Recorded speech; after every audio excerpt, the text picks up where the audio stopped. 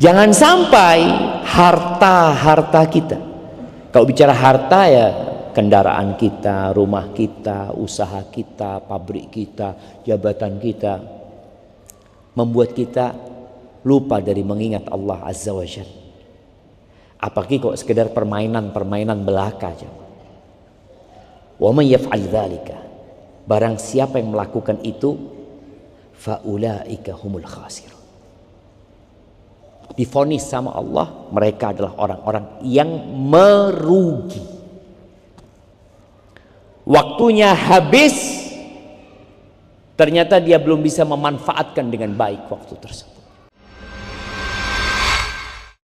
Bismillahirrahmanirrahim.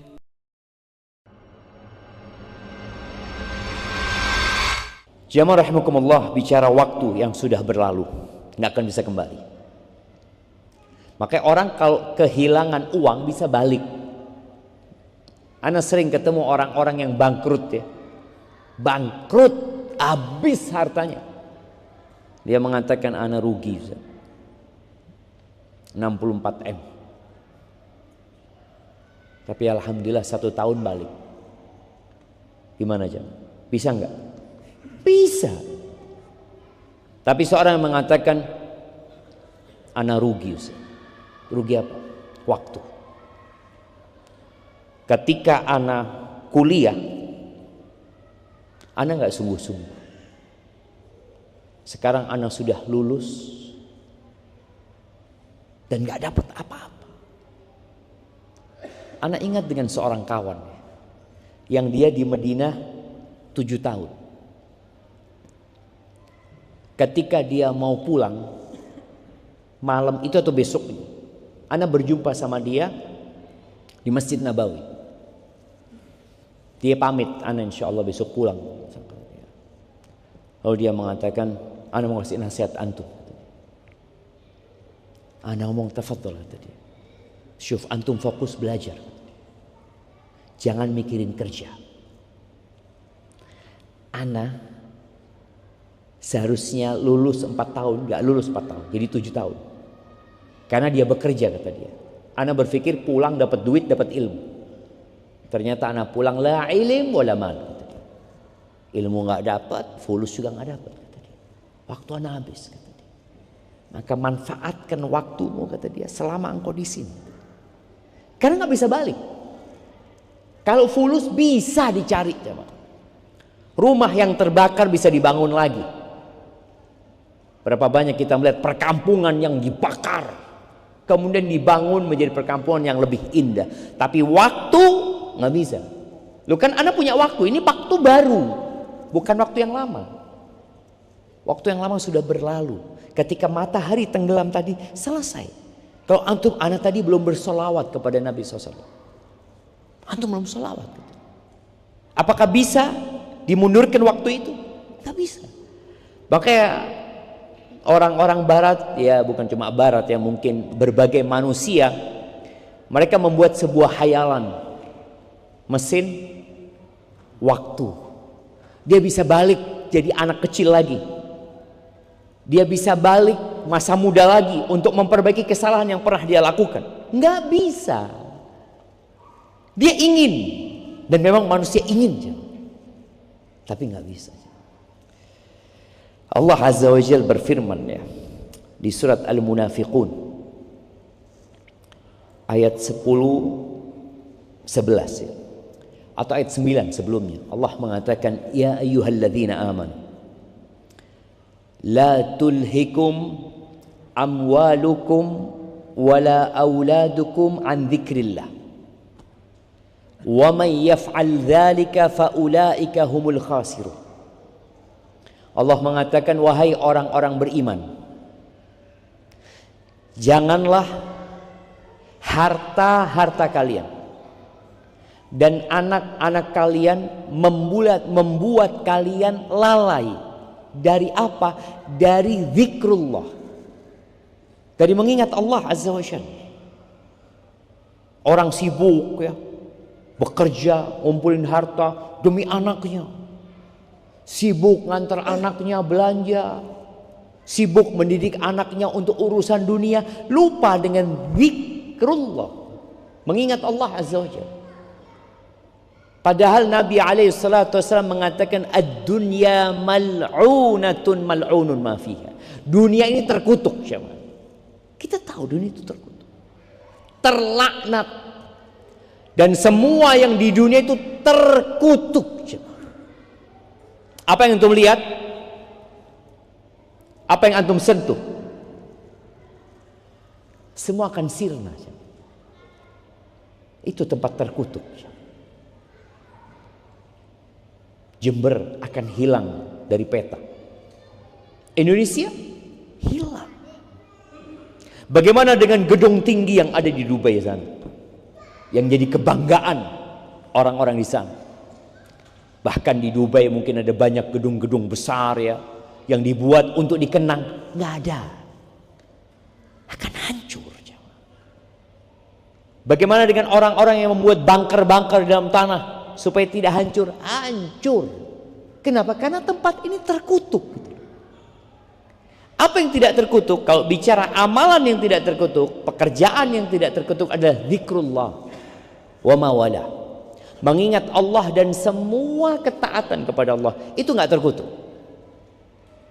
Jadi kalau antum melakukan ketaatan nggak terkutuk. Tapi kalau antum melakukan hal-hal yang mubah, ya hilang waktu antum. Itu kalau bicara perbuatan. Manusia yang tidak terkutuk siapa? Siapa? Alimun au muta'allim. Kata Nabi SAW. Kalau bicara manusia yang jumlahnya 8 miliar nih, siapa di antara mereka yang tidak terkutuk? Alimun au muta'allim. Orang yang berilmu atau orang yang belajar ilmu. Ilmu apa? Berarti orang-orang nggak terkutuk yang kuliah Ustaz. Anak-anak yang sekolah, kalau yang dipelajari adalah tentang bagaimana membangun jembatan menuju ke surga, nggak terkutuk. Kalau yang dia pelajari itu, bagaimana tatkala dia melewatin sirat, dia tidak terkena sentuh api neraka, bagaimana dia bisa menikmati buah makanan tanpa takut sakit. Bagaimana kalau dia belajar untuk menjadi terus muda dan tidak pernah tua, dia nggak terkutuk.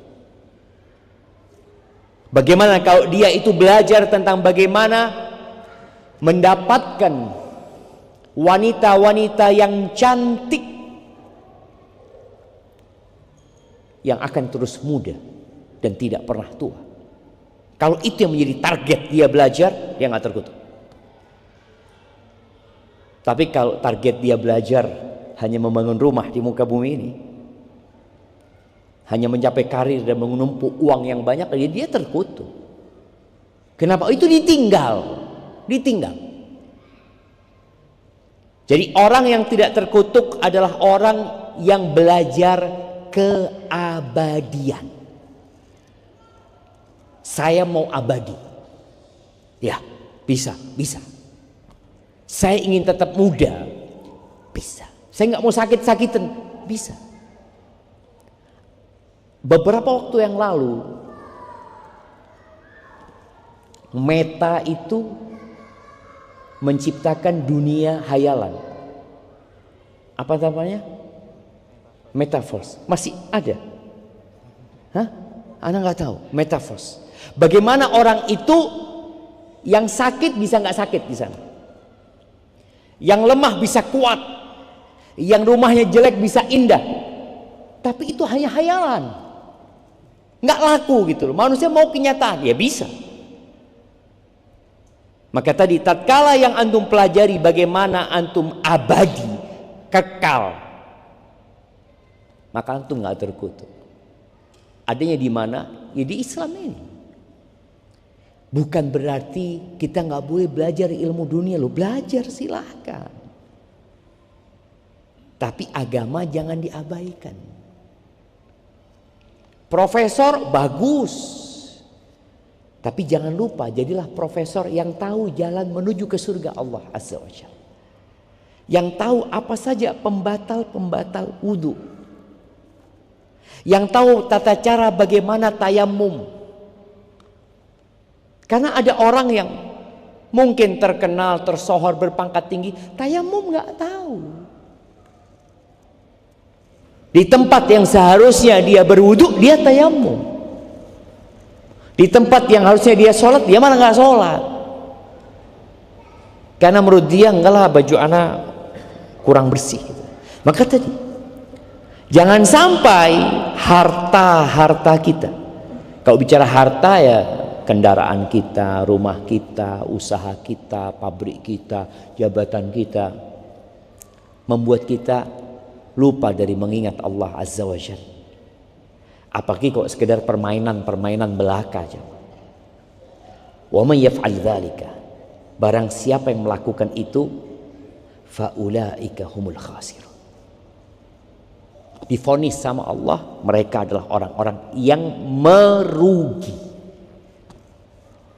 Waktunya habis, ternyata dia belum bisa memanfaatkan dengan baik waktu tersebut.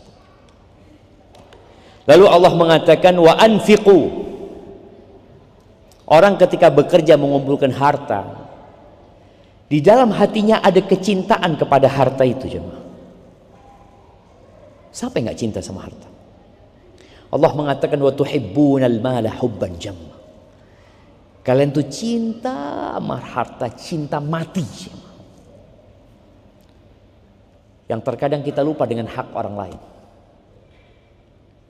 Na'udzubillah min dzalik. Kita lupa dengan halal haram. Maka Allah katakan, engkau mengumpulkan harta itu, setelah dapat diapain? Infakkan. Infakkan. Buat apa? Ya buat keabadianmu. Buat keabadianmu. Maka subhanallah, bagaimana para salafus saleh itu. Di antara mereka kalau ada orang miskin yang minta-minta ke rumahnya, dia senang sekali, jemaah. Bahagia. Dia keluarkan uang atau apa, dia berikan kepada orang ini. Alhamdulillah, kata dia. Segala puji bagi Allah yang telah mengantarkanmu ke rumahku, sehingga aku bisa titipkan harta ini untuk dibawa ke akhirat. Jadi ketika antum berikan kepada orang, antum ini titip sama orang itu.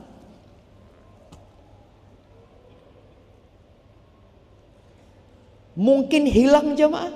Ya mungkin hilang. Tentunya ikhlas ya. Tapi kalau kita titip sama orang, bisa jadi orang itu lupa. Antum titip sama anak fulus, kapan? Ingat dulu waktu di Masjid Robbani, waktu habis kajian Ustaz Syafiq, anak titip 500.000 sama antum. Enggak ya, ana lupa, wallahu a'lam bishawab, kata dia. Manusia mungkin lupa, tapi ketika antum titipkan sama Allah, yakin balik. Makanya khususnya buat perempuan-perempuan ya, Nabi SAW memberikan nasihat khusus kepada perempuan untuk banyak sedekah. Tasaddaq. Ini secara umum Allah katakan wa anfiqu mimma razaqnakum. Dari apa yang kami rizkikan kepada kalian. Jadi kalau merasa dia dapat duit itu karena usahanya, nggak usah disedekahkan.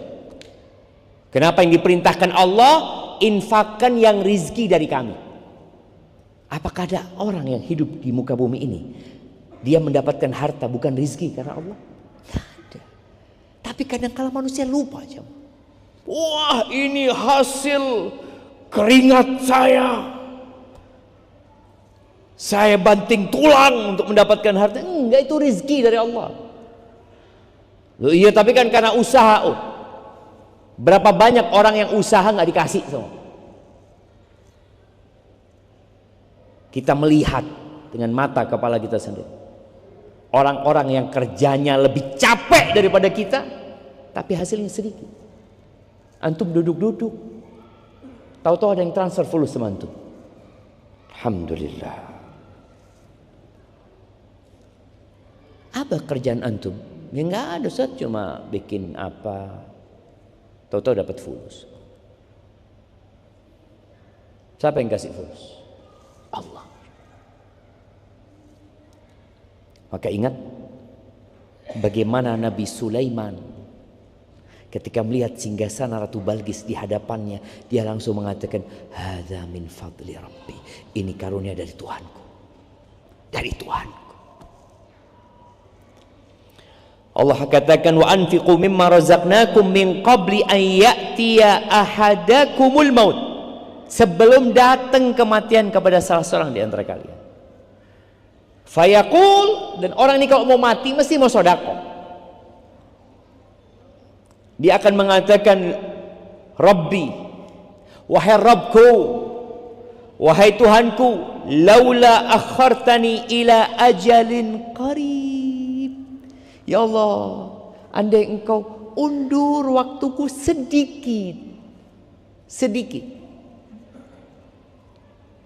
Apa yang ingin dia lakukan? Dia nggak ingin sholat.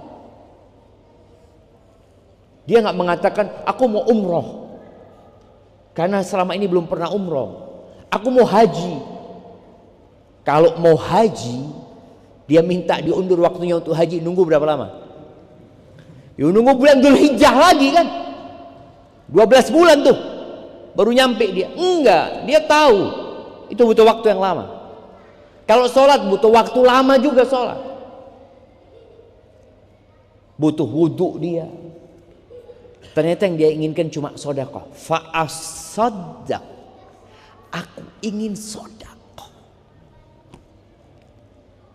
Sedekah itu bisa dilakukan dengan omongan. Dia tinggal ngomong sama keluarganya, kebun itu ya, kasihkan ke Masjid Abdillah.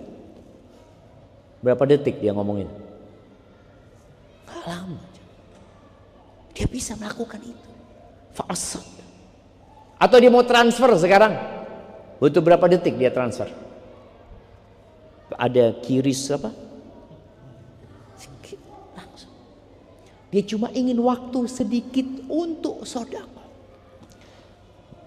Wa atum minas sholihin, dan aku menjadi orang-orang soleh gitu. Karena memang subhanallah, ketika Allah mensifatin penduduk surga itu, di surat Ali Imran Allah mengatakan uiddat lil muttaqin, ya. Surga itu disediakan buat orang-orang yang bertakwa. Sifat yang pertama Allah sebutkan di ayat ini, alladzina yunfiquna fis sarra wad dharra. Mereka adalah orang-orang yang menginfakkan hartanya dalam kondisi suka dan duka. Dalam kondisi lapang dan sempit. Dalam kondisi senang dan sedih. Dia tetap berinfak. Kenapa? Karena dia tahu ini loh titipan anak. Tapi kata Allah, wala yuakhirallahu nafsan idza jaa ajaluha.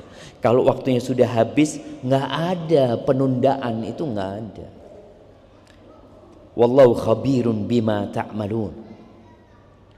Allah itu maha mengetahui dengan detail jemaah, dengan apa yang kita kerjakan.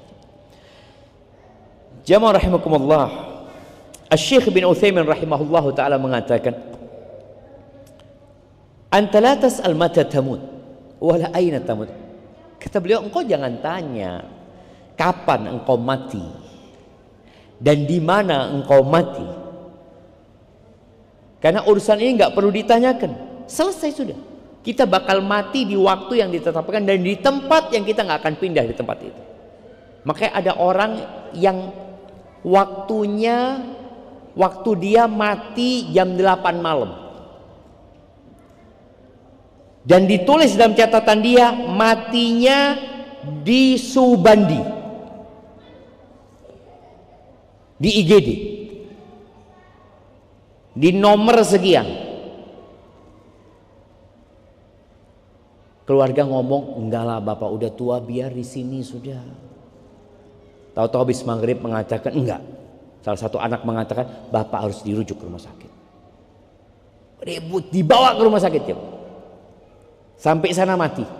Apa kata keluarganya? Tuh lihat, mati sudah.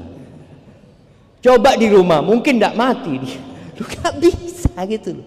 Memang dia waktunya jam 8, tempatnya di Subandi. Jadi dia akan dihantar ke sana. Jadi kalau bicara kapan dan di mana, udah hanya Allah yang tahu. Ada orang mengatakan anak kepingin mati waktu haji. Tahu-tahu dia naik pesawat jemaah, pulang haji, ya Allah, ndak mati ya Allah. Pulang, kepingin karena dia berpikir kalau mati di sana husnul khotimah, kata dia. Nggak ada yang tahu jemaah. Beliau mengatakan, mahma talat bika dunya, walaupun umurmu panjang di dunia ini, engkau nggak akan merasa panjang hidup di dunia ini. Makanya nanti orang-orang di akhirat itu ketika melihat kiamat ya, ketika melihat neraka, ketika melihat mahsyar ya, Allah mengatakan ka'annahum yawma yarawnaha lam yalbathu illa 'ashiyatan aw duhaha. Mereka ketika melihat itu, mereka merasa hidup di dunia dulu antara pagi atau sore, bas. Seakan-akan dia bangun pagi tahu-tahu mati sudah. Pendek waktu kita itu. Nabi SAW mengatakan nikmatani maghbunun fihima katsirun minan nas. Di hadis riwayatkan Imam Bukhari, ada dua nikmat yang banyak manusia tertipu dengan nikmat itu. Dia tidak menganggapnya nikmat, sehingga dihambur-hamburkan tanpa manfaat. Apa dua nikmat itu? As-sihhatu wal faragh. Sehat dan waktu luang. Antum bisa lihat, ada orang yang ketika sehat nggak kajian, ketika sehat nggak sholat malam, ketika sehat nggak berangkat haji, sakit berangkat haji. Loh, antum kemana waktu sehat dulu? Ya belum dapat hidayah waktu itu. Sekarang udah pincang-pincang kayak gitu, ya mau gimana Ustaz? Iya. Ada orang yang tidak menghargai nikmat sehat itu dan tidak disyukuri. Memandang nikmat itu fulus. Kalau dia lihat rekeningnya nambah, alhamdulillah. Engkau dikasih sehat, engkau tidak alhamdulillah. Orang itu baru akan merasakan nikmat sehat ini kalau sakit, atau melihat orang sakit. Kenapa disyariatkan kita membesuk orang sakit? Kalau antum mungkin nih mahasiswa nggak punya kenalan yang sakit, antum datang ke rumah sakit. Loh betul siapa? Antum datang ke sana, mau besuk siapa? Karena antum nggak apa-apa. Antum lihat kamar-kamar yang terbuka, assalamualaikum kata dia. Antum mungkin dipandangin sama dia, siapa? Nggak apa-apa antum datang, assalamualaikum kata dia, bawa oleh-oleh afan. Sakit apa kata dia? Ini ya Allah, mudah-mudahan cepat sehat ya, barakallahu fiik. Udah tinggal. Kira-kira keluarga yang dibesuk itu akan mikir antum siapa? Apa malaikat? Nah, karena dibilang aneh kan jamaah, tapi sebenarnya nggak aneh jamaah. Ketika antum nggak tahu mereka saudara kita gitu. Antum datang besuk mereka, datang ke mereka. Dan ana lihat rumah sakit nggak terjaga, antum ditanya ini. Kalau waktu besuk itu antum nggak akan ditanya gitu loh. Mau ke kamar mana? Ada sudah. Antum datang ke tempat yang paling parah-parah. Tempat yang tempurungnya dibuka, ya, yang pada nggak sadar ini itu. Antum datang. Tadi sekedar untuk menyebabkan antum pulang dari sana. Alhamdulillah Allah, makasih Allah. Memang anak hari ini belum makan apa-apa, tapi engkau kasih sehat sama aku ya Allah. Alhamdulillah ya Allah. Orang akan bersyukur. Makanya tadi sesuatu yang memang kita rasakan tiap hari, kita menganggapnya bukan nikmat. Kita menghirup udara nih, antum beranggapan biasa loh. Semua orang menghirup iya, tapi kalau antum harus pakai oksigen, lalu tahu-tahu antum keluar dari rumah sakit ada tagihan oksigennya saja berapa? Nikmat yang kedua adalah al-faragh, waktu luang. Nih mahasiswa nih khususnya, ngapain hari-hari ini? Minggu tenang, Ustaz. Mau menghadapi ujian. Ngapain? Enggak ngapa-ngapain gitu loh. Tapi kita dengarkan adzan dulu. Jadi di minggu tenang itu nikmat. Antum biasanya pagi masuk kelas, sekarang nggak masuk kelas. Bisa antum sholat duha, Iya, bebas. Ana bisa sholat duha dari jam 7 sampai jam 9. Ya terlalu banyak lah Ustaz. Tadi. Kok terlalu banyak? Antum menghabiskan waktu untuk hal yang tidak berguna 2 jam nggak apa-apa. Untuk sholat berat jamaah. Zikir sudah, antum ana mau istighfar lah. Duduklah. Habis sholat duha 2 rakaat istighfar 100 kali. Kalau kemarin waktu antum kuliah nggak bisa, ini bisa duduk istighfar 100 kali selesai baru keluar. Tapi kadangkala lewat juga jamaah. Lewat. Kita nggak melakukan itu. Antum punya kesibukan apa? Makanya kadangkala kalau ada mahasiswa telat, ana tanya sama dia, antum punya istri? Enggak, Ustaz. Punya anak? Enggak. Kok telat gitu? Kalau mungkin dia punya istri, istrinya melahirkan wajar. Anaknya mungkin rewel, wajar. Inilah harim wala anak. Telat. Terus ngapain antum? Makanya kalau ada mahasiswa masuk telat, anda ngomong sholat duha, sudah keluar. Ada yang nggak paham, habis sholat duha 2 rakaat naik lagi, mau masuk lagi loh. Sholat duha sampai selesai pelajarannya. Manfaatkan sholat duha kata dia. Ini waktu luang, antum nggak boleh masuk, punya waktu luang. Dan boleh jadi antum sholat duha lebih manfaat daripada antum masuk kelas tidur. Lebih manfaat. Jadi manfaatkan waktu dengan baik ya, khususnya waktu luang. Waktu luang. Orang ketika ngantri ya, ngantri dimanapun, ngantri di rumah sakit, ngantri di loket kereta, ngantri makanan, maka manfaatkan waktu itu paling tidak untuk istighfar. Udahlah antum istighfar, perbanyak istighfar. Handphone sembunyikan. Soalnya kalau antum pegang handphone, waktu antum hilang nggak kerasa. Tapi kalau antum istighfar, antum akan capek. Baru 5 menit kayak 5 jam mungkin, kok sudah lama. Enggak, berbanyak istighfar. Dan hitung istighfar. Nabi alaihi salatu wasallam di hadis Abdullah bin Abbas radhiyallahu anhuma, beliau mengatakan irtanim khamsan qabla khamsin. Manfaatkan 5 perkara sebelum datang 5 perkara lainnya.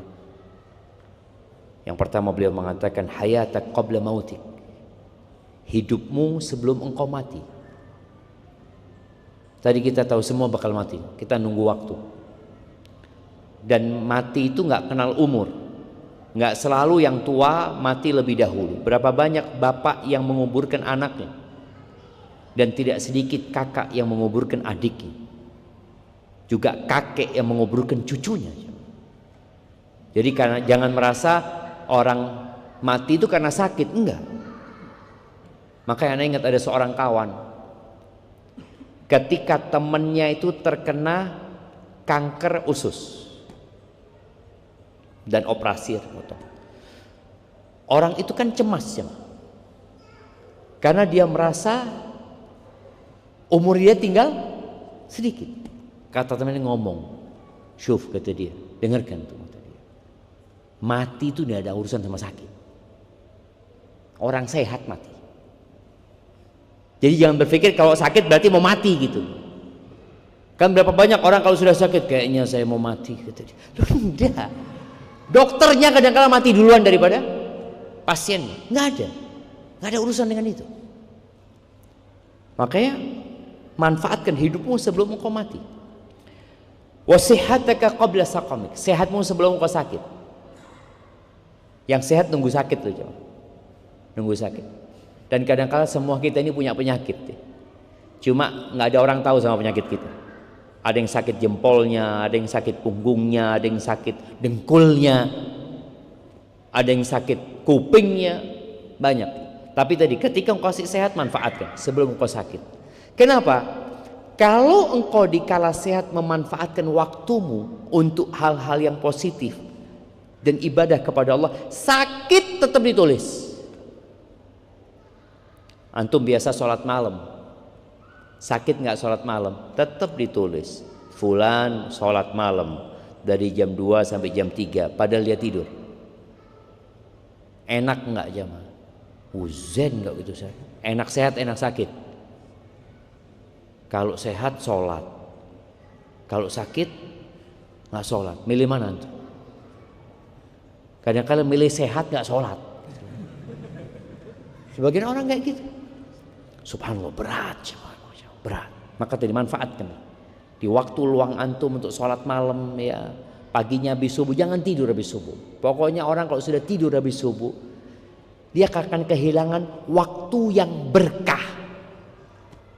Jadi 24 jam ini keberkahannya beda-beda. Kita punya waktu 24 jam sama, tapi dari satu waktu ke waktu lainnya keberkahannya beda. Waktu setelah subuh itu berkah. Kata Nabi SAW, Allahumma barik ummati fi bukuriha. Ya Allah, berkahi umatku di pagi hari mereka. Makanya sebagian salafus soleh itu kalau mau ngirim dagangannya pagi. Dan orang-orang dulu itu kalau anaknya tidur dibangunin sama orang tuanya. Ayo bangun, kata dia. Nanti rezekinya dipatok sama ayam, kata dia. Iya, waktu berkah. Kemudian waktu berkah itu kapan? Sepertiga malam akhir. Itu waktu berkah. Jangan tidur di waktu itu antum. Allah turun ke langit dunia mengatakan, hal min sa'ilin fa'utiyah. Apakah ada yang mau minta? Kata Allah, aku kasih. Gimana jemaah? Allah mengatakan itu. Ada yang mau minta, aku kasih, kata Allah. Antum tidur. Hal min mustaghfirin fa'aghfirlah. Ada yang mau minta ampun, aku ampuni. Hal min da'in fa'astajib lahu. Ada yang mau memohon sama aku, berdoa, aku kabulkan doanya. Itu waktu berkah. Maka usahakan di waktu-waktu yang berkah ini kita ada, kita hadir di sana. Jangan sampai enggak, anak capek. Antum kalau mau capek jangan di waktu itu. Maka antum setting supaya nggak kehilangan itu. Anak mau setting, anak mau tidur jam 9. Ya sudah. Supaya apa? Supaya anak dapat waktu berkah. Anak mau bangun jam 2 lah. Kalau jam 9 5 jam atau 6 jam anak tidur lah. Bangun jam 3. Jam 3 jam 4 itu berkah banget jemaah. Antum bisa minta apa saja. Buka buku doa itu, minta ini ya Allah, minta ini ya Allah, minta ini. Lihat waktunya belum habis, minta ini lagi ya Allah, minta ini lagi, belum habis, minta. Laisa syai'un akramu 'ala Allah min doa. Enggak ada tuh sesuatu yang lebih mulia di sisi Allah daripada doa. Karena orang ketika berdoa itu menunjukkan, aku butuh ya Allah, enggak ada yang bisa bantu aku kecuali Engkau ya Allah. Minta aja. Pagi untuk usaha, jangan tidur. Ingat Ashabul Kahfi berapa tahun tidur? 309 tahun. Bangun-bangun, apakah mereka merasakan tidur seminggu? Apa sepekan? Sebulan? Enggak. Berapa lama engkau tidur? Mungkin sehari atau enggak sampai, sebagian hari, enggak nyampe sehari. Maka manfaatkan waktu antum tadi, kesehatanmu manfaatkan sebelum sakit. Wa faraghaka qabla syughli. Masa luangmu sebelum engkau sibuk. Antum sekarang ada pekan tenang. Sebagian orang sudah liburan nih. Anak-anak pondok sudah liburan. Kadang-kadang liburan nggak tahu mau ngapain. Ngapain ya? Oh banyak. Bantu orang tua. Kebanyakan santri atau mahasiswa kalau setelah liburan ditanya, antum ngapain liburan gitu. Bantu orang tua. Bantu ngapain? Ya bantu ngabisin yang di rumah lah. Ya kadang-kala omongan itu ya hanya untuk menutupin waktu luang dia yang dia tidak gunakan untuk hal yang berguna. Antum berapa kali hatam Quran ketika liburan? Antum berapa banyak buku yang antum baca ketika liburan? Kadang-kala nggak ada. Maka manfaatkan waktu luangmu sebelum sibuk, kemudian masa mudamu sebelum tua. Antum akan lihat orang-orang tua tuh nggak bisa ibadah seperti anak muda. Anak muda ini naik gunung bolak-balik jamaah kuat. Iya, orang tua suruh naik gunung, aduh nggak kuat lah. Jalan ke masjid berat. Mereka yang bisa main bola itu anak-anak muda.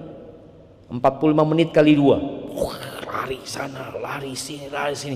Azan berhenti dia. Ngapain? Dengarkan azan dulu. Habis itu main lagi jemaah. Bukan ke masjid, lanjut main dia. Engkau akan ditanya masa mudamu. Walaupun engkau setelah tua mengatakan alhamdulillah, Ustaz udah pensiun Ustaz. Soft pertama terus di masjid. Ya. Tapi antum akan tanya waktu muda kemana antum? Akan ditanya. Siapkan jawaban. Maka manfaatkan yang masih muda, yang tua kepingin muda. Kalau ngelihat anak muda goreng bola ya, oh sana kasih Allah bismillah, anak mau nyoba. Nyoba dia 5 menit langsung ngos-ngosan. Ternyata saya sudah tua. Iya sudah tua. Seharusnya banyak istighfar mohon ampun kepada Allah Azza wa Jalla. Kemudian yang terakhir wa ghinaka qabla fakrika, dan masa kayamu sebelum engkau miskin. Dengan itu insya Allah Allah akan berkahin waktu kita